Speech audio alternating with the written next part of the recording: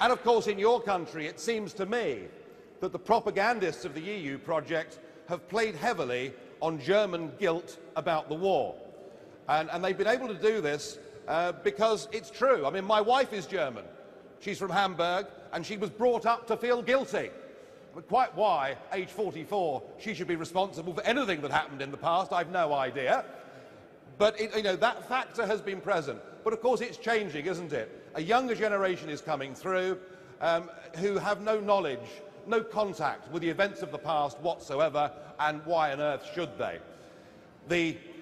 I think Germany is getting over its war guilt, and I think Germany as a country is becoming quite popular and quite trendy again. When the World Cup football was on, my wife put a big German flag at the front of our house. I have to confess I put a big English flag on the front of the house as well. And I do want to have, I must emphasise, I do want to have good relations personally with Germany and the Germans, although I thought the English disallowed goal in the World Cup was an absolute disgrace, I have to say.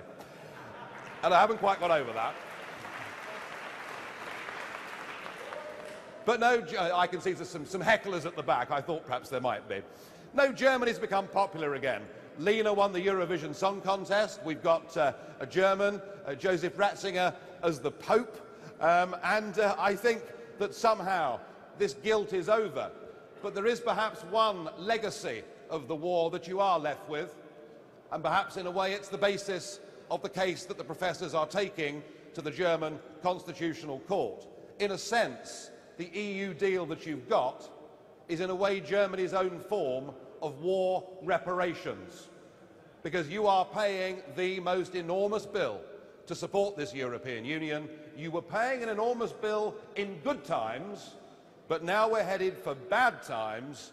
You're facing an absolutely extraordinary prospect. However bad the crisis may have seemed back in May, when Greece was in trouble and the bailout fund was put together, I'm pretty confident in saying that you ain't seen nothing yet.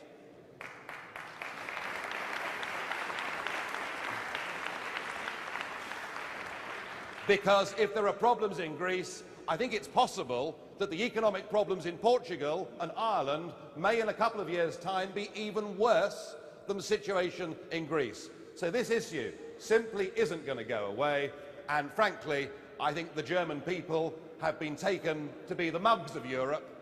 You're the ones that have been picking up the tab, and your politicians clearly are prepared to pay any price to maintain their European dream and their European project, and to hell with you, the people. So it's very, very apposite that you're here today. And the situation is getting worse because the ECB are busy buying up what are effectively junk government bonds in the marketplace, and this is going to lead to trouble.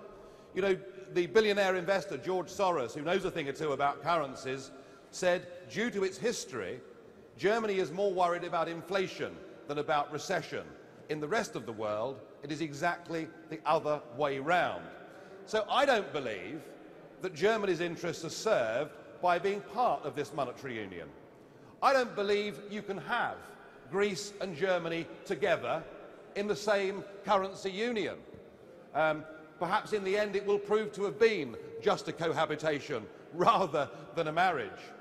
But I'm afraid your Chancellor Merkel seems to use every crisis that exists within the Eurozone or within the EU project, and she and her fellow fanatics, people like Martin Schulz, who leads the socialist group in the European Parliament and who simply can't control his rage and anger against me whenever I dare to say something against the project. But they really have manipulated this Euro crisis, and it's not just, of course, that you're being asked to bail out the countries in trouble, but there are now plans afoot to put in place a full economic government based in Brussels, whereby you as a nation would even have to submit your budget every year to the unelected European Commission for approval. So that's the way we're going. And I have to say that it is time the Germans stood up and said that you've simply had enough. You're not going to pour any more money into this system.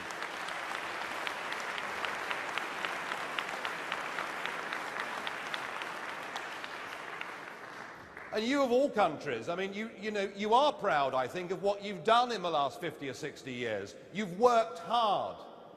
You've built a good economy. You've believed in the principles of sound money. And now you've been merged with countries with a Mediterranean climate and culture who look at things entirely different. It isn't that you're better than them, and it isn't that you're worse than them, but it is that you are different to them, and you should be managing your own country, your own economy, in your own interests. This whole project